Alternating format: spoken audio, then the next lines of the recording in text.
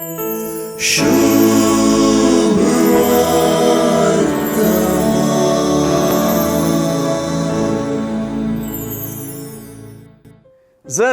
आज सुवार्थेंत आमी सारकें तिळून तर आमकां हांतुळ्ळू म्हणलो शब्द 4 पावटी आयकूंक मेळटा.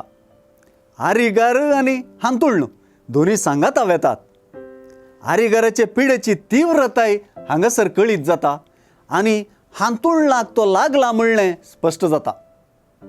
कफरनावांतल्या त्या घरा जेजून देवाचें उतर परगडच्या वखता सबार गजाली घडतात. थंय सोग मोगाळी मनीस प्रत्यक्ष जातात. तांणी तांच्या मोगाच्या मनशाक जेजू समोर हाडलो, व्हेलो आनी देंवयलो.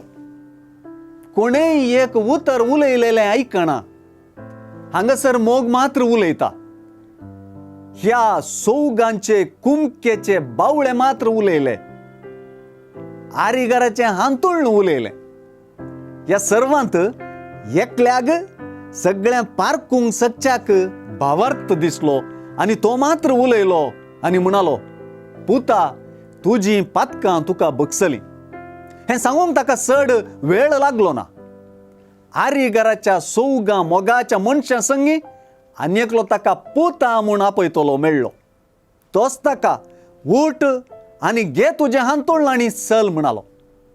एका फाराक 2 सुकणीं म्हणले परी एकडच्यान जेजून गूण केलें आनी एकडच्यान आपणाक आजची पातकां बोगसूंची पदवी परगट केली. हांतुळ्ळार घालून व्हांवोवन हाडलोलो आतां आपलें हांतुळ्ळ घेवन चल्लो. थोड्याच वेळा आदीं ताका व्हांवोवन हाडलो, आतां तोच व्हांवयतलो जालो. लोकांन हेंच पळयलें. हांतुळ्ळाक लागल्ल्यान आपलेंच हांतुळ्ळ व्हांवोवन वेचें तांणी येदोळ पळयोंक नासलें. तांचे विजमीतकायेंत आनी तांणी देवाक वर्णुच्यात उगडापण दैवीक दर्शन निशेता. आरिगाराच्या इश्टांचो मोग दैवीक दर्शन साध्य करता म्हण यांगी.